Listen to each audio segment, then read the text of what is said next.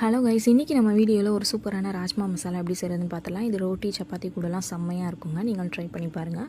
அதுக்கு பெரிய சைஸ் வெங்காயம், தக்காளி, காஷ்மீரி சில்லி, முந்திரியை நல்லா பேஸ்ட் அரைச்சி எடுத்து வச்சுக்கலாம். இன்னொரு பவுலில் 1 டேபிள் ஸ்பூன் சில்லி பவுடர், கூடவே 1 டேபிள் ஸ்பூன் மல்லித்தூள், 1/2 table spoon garam masala, 1/4 teaspoon உப்பு சேர்த்துட்டு தண்ணி சேர்த்து நல்லா மிக்ஸ் பண்ணி வச்சுக்கலாம்.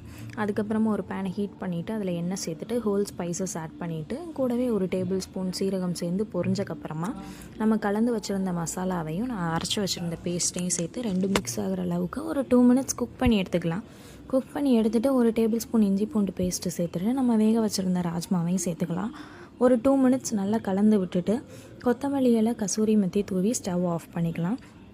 அகைன் ஒரு குட்டி பேனில் எண்ணெய் சேர்த்துட்டு 1/4 டீஸ்பூன் சில்லி பவுடர், 2 பச்சை மிளகாய் சேர்த்து நல்லா பொரிஞ்சக்கப்புறமா நம்ம ராஜ்மா கூட சேர்த்துட்டு சர்வ் பண்ணிங்கன்னா சூப்பரான ராஜ்மா ரெடிங்க. நீங்களும் கண்டிப்பாக ட்ரை பண்ணி பார்த்துட்டு சொல்லுங்கள். நம்ம வீடியோஸ் ஃபாலோ பண்ணுறதுக்கு மறக்காமல் சப்ஸ்கிரைப் பண்ணிடுங்க. தேங்க்ஸ் ஃபார் வாட்சிங்.